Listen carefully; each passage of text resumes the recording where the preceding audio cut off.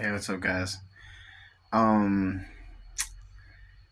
while Afton is talking to her friend before we're doing our movie tonight, I decided to do a review of a movie I watched last night, and I felt like going with something brand new.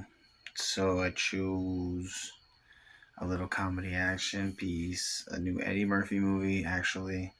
It's called The Pickup. It's on Amazon Prime. And if you don't know a lot about Eddie Murphy, when I was a kid in the 80s, this guy was basically like a king in a lot of ways between, coming to America and trading places and the SNL stuff and the Axel Foley things, all the way up through the 90s with the Clumps and just everything that he did was really like a win and a win and a win and a win and a win. I would say kind of around the time he hit like Metro, his career took a bit of a nosedive. He was still making a ton of money, but he was like whatever acting chops people thought he might have had have disappeared, and he became very one-dimensional. Even his multi-charactered films weren't really working, like Norbit or whatever. Like that stuff was all kind of falling to the wayside somewhat. Maybe taken over a little bit by Martin Lawrence with Big Mama's House. But so this is what I've come to expect from Eddie Murphy, and this is a perfect kind of role for him. This is what he does, the acerbic wit, kind of like maybe a bit of a dickhead kind of a guy, but he's quick on his feet and quick with his mind. So he throws around the mental gymnastics stuff pretty fast, and he's quippy. So, it's Eddie Murphy. This is what he does. It's perfect for him.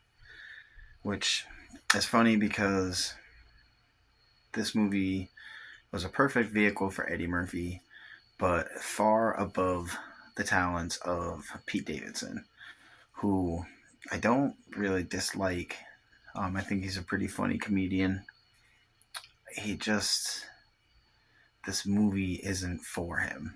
And I felt like his chemistry with Eddie Murphy just doesn't work as an overall matter. Um, like I said, he's funny in his own certain circumstances, but for this particular movie, like an action comedy, I just don't. He's just not believable in any kind of. I just can't see it. And I don't mind the guy, but he just doesn't work for this. Now, it's funny the dichotomy between like the perfectness of the film for Eddie Murphy, the inept Pete Davidson, incapable of carrying his part, and then there is Kiki Palmer, who was just above even being in this film. If you've seen her work, she's a stellar actress, and for her to end up in this movie is kind of perplexing. But I guess, a paycheck's a paycheck. Or maybe she owed Eddie Murphy a favor or something like that. I don't know. But they did manage to get Kiki Palmer, and she was good in this. She has natural, good comedic timing, and it just kind of sucks to not see her in a movie that's a little bit above this one. Something I thought was cool about this movie was seeing, like, I'm not a wrestling guy, but it was cool to notice how I immediately knew who Roman Reigns was. And I mean immediately. Like I saw the guy, I was like, oh, that's Roman Reigns. And I'm thinking in my head, I haven't watched wrestling since I don't know, Stone Cold Steve Austin was in there. Like I haven't seen that shit in a long time. And that's, they're a good marketing play. I mean, they work their shit out. They need to pay them people more, whoever markets that, because this dude was immediately recognizable to me as the person who he plays on television. And in this movie, he fit his spot perfectly. He was really funny in it for that moment that he was in it. Didn't last that long, but he was great. The standout of this movie to me um, was someone I didn't even recognize, which is funny because it was Andrew Dice Clay. And I thought he was hilarious in his role. It was perfect for what they needed him to do, and he just played it very well. Smooth, funny, rude, brash.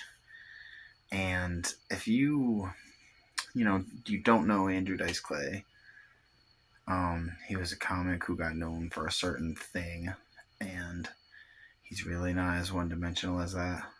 So he is quite a good comic.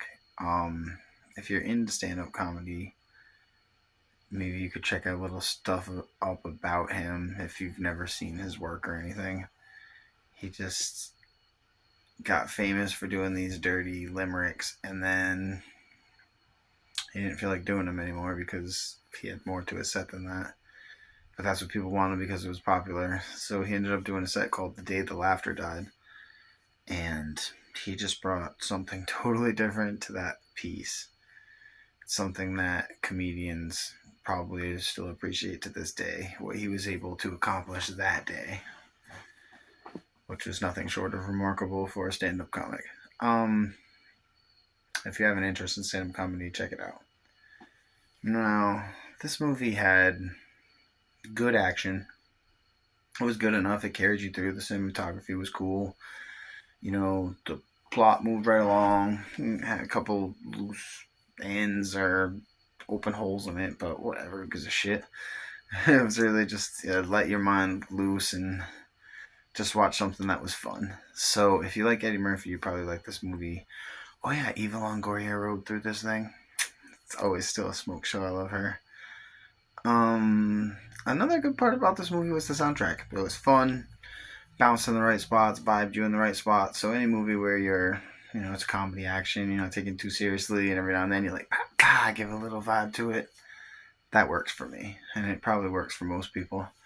So I'm going to give this movie a solid 6.5. It's a decent way to spend an hour 45 or whatever, you know what I mean, on a Saturday afternoon where it's raining outside. If it ain't doing that, you should be outside enjoying the sunshine, baby. Have a good night.